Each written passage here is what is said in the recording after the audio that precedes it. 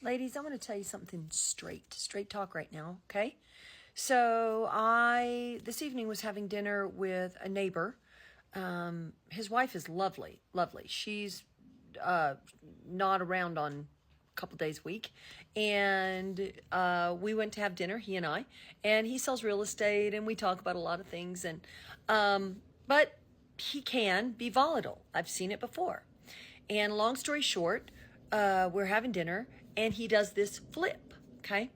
So he does this flip where all of a sudden he becomes extremely verbally and emotionally abusive.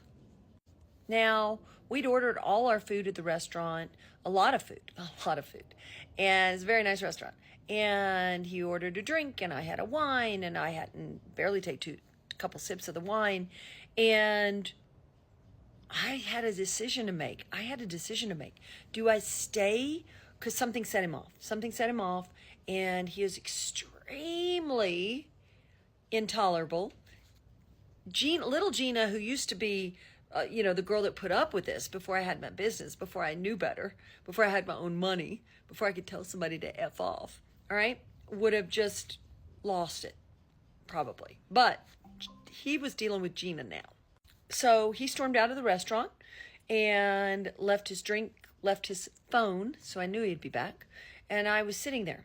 I knew he'd have to come back, but maybe he'd come back with a fresh perspective, but he did not. He came back and he was like, oh, somebody outside talked me down, and, and I'm going to, let's enjoy the dinner and all this stuff. And I'm sitting there just listening, taking it in, but I'm not ever person I am now. I'm never going to be drawn into drama, attracted to drama, or stay in the drama. That's never going to happen.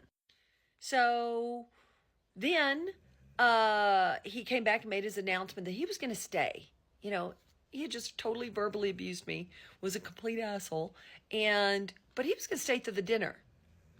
So then he says, I'm going to go back outside and tell the people that, it's okay. It's okay. I'll be okay. He'll be okay.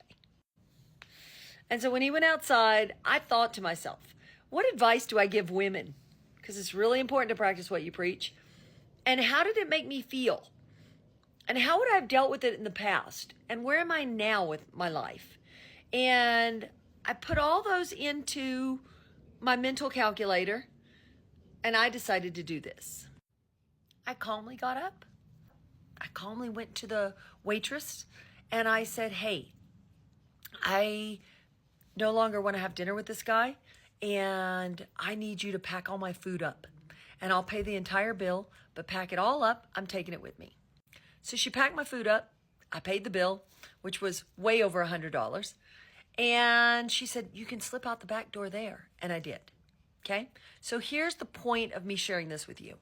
I don't ever want you ladies to put up with abuse in any form.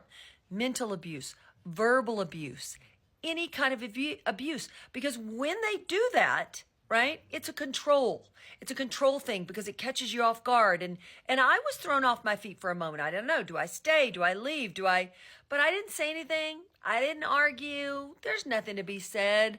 I'm not interested in drama. So these days, when anybody, male or female, comes at me with any kind of craziness, because my life is happy and lovely, and I like it that way. Protect your happiness. But when anybody comes at me with that, I just pay the bill, slip out the back door, walk home, and go on with my life. And that's it. Drama over.